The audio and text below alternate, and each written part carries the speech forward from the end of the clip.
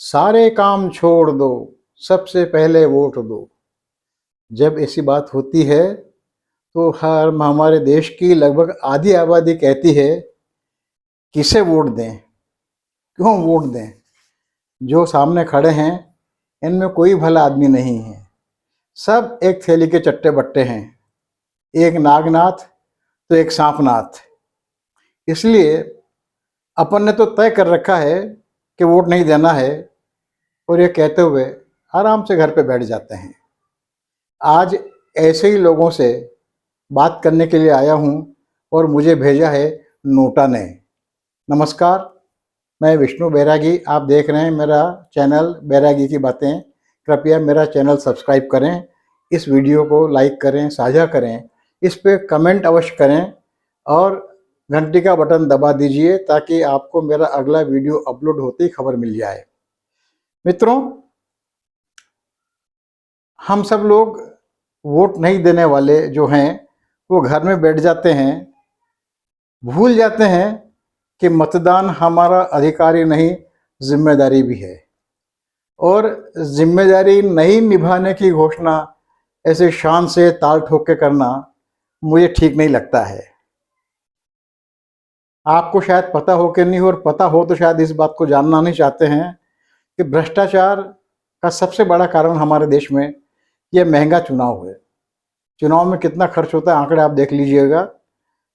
ताज्जुब की बात यह है कि इस देश में साक्षरता बढ़ रही है, तकनीकी विकास हो रहा है, टेक्नोलॉजिकल एडवांस हो रहा है, खास करके सूचना प्रौद्योगिकी में, और इलेक्ट्रॉनिक माध्यमों की वजह से, वर्चुअल या आभासी माध्यमों की वजह से अब तो एक एक आदमी तक पहुंचना बहुत आसान हो गया है।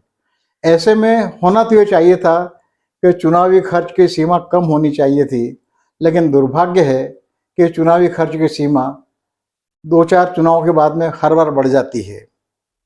इसके लिए उम्मीदवारी में धन एक बहुत बड़ी योग्यता हो गया है। जिसके पास पैसा होगा, जो खर्चा कर सकता होगा, वही चुनाव लड़ सकता है। और उम्मीदवार की योग्यता दूसरी हो जाती है कि जो जीत सकता है। तो धन किस तरह से जीत को अपने साथ में ला सकता है, ये हम सब देखते हैं और हर चुनाव में देखते हैं, और बहुत बेशर्मी से ये काम होता है, हम सब देखते हैं। महंगे चुनाव के कारण हालत ये हो गई है कि आप हम जैसा कोई साधारण आदमी जो उम्मीदवार बनकर विधायी सदनों में जाने की पात्रता रखता है, वो चुनाव लड़ने की सोच भी नहीं सकता। जबकि होना तो ये चाहिए कि एक सड़क पर चलने वाला आदमी भी चुनाव लड़ ले, ऐसी हमारी व्यवस्था होनी चाहिए थी। भला अब इस वजह से वो तमाम लोग खारिज कर दिए जाते हैं जो भले लोग होते हैं, अपने इलाके के जानकार होते हैं, अपने इलाके के लोगों की तकलीफ़ों को और उन तकलीफ़ों के उसके तकलीफ़ों के निदान को जानते समझते हैं।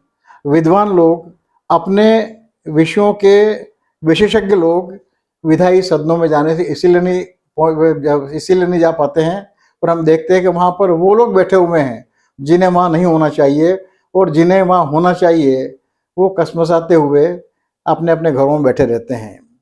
इसलिए एक जिम्मेदार औसत कार्यकर्ता तो चुनाव लड़ ही नहीं पाता है। वो आजीवन दरिया जाजम बिछाते रहता है, झंडियाँ लगाते रहता है, पोस्टर चिपकाते रहता है, और रैलियों में जिंदाबाद के नारे लगाते रहता है।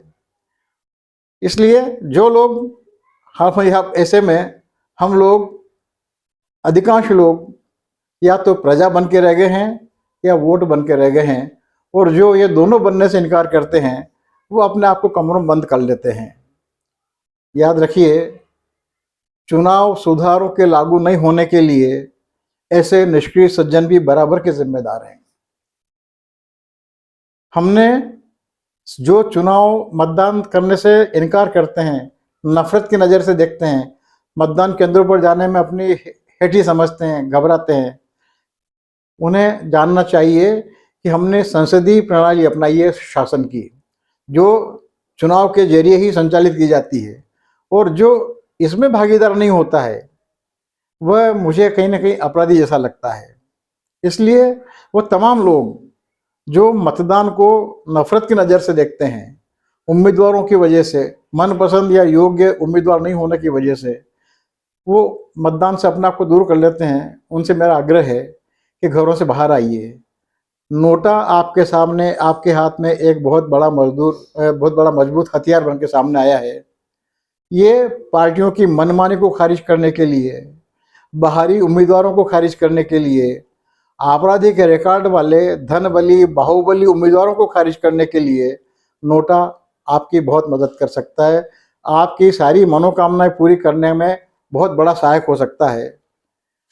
आज स्थिति ये हो गई है कि हमारे लोकतंत्र ने अपना वास्तविक स्वरूप खो दिया है इन्हीं सब कारणों से, और आज हम पूंजीवादी लोकतंत्र में जी रहे हैं, जबकि हमारा लोकतंत्र लोकवादी जनवादी होना चाहिए था। इस पूंजीवादी लोकतंत्र को इसके मूल स्वरूप में वापस वो तमाम लोग ला सकते हैं, वो ही ला सकते हैं जो अपने आप को मतदान करने के बजाय अपने आप को कमरों में बंद कर लेते हैं। जिम्मेदार नागरिक बन जाइए, मेरा आपसे आग्रह है ऐसे तमाम लोगों से। जिम्मेदार नागरिक बन जाइए, नोटा का बटन दबाइए।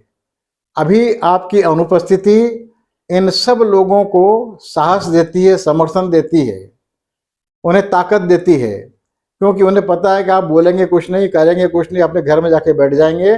घर से बाहर निकलिए, ऐसे तमाम लोगों को खारिज कीजिए, नोटा का बटन दबाइए, नेताओं की और पार्टियों की मनमानी को बिल्कुल खारिज कीजिए और अपने लोकतंत्र को वापस लाइए।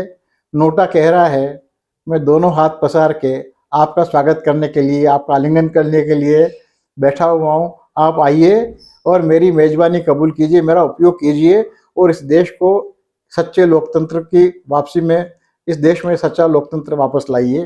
धन्यवाद, नमस्कार। मैं विष्णु बैरागी।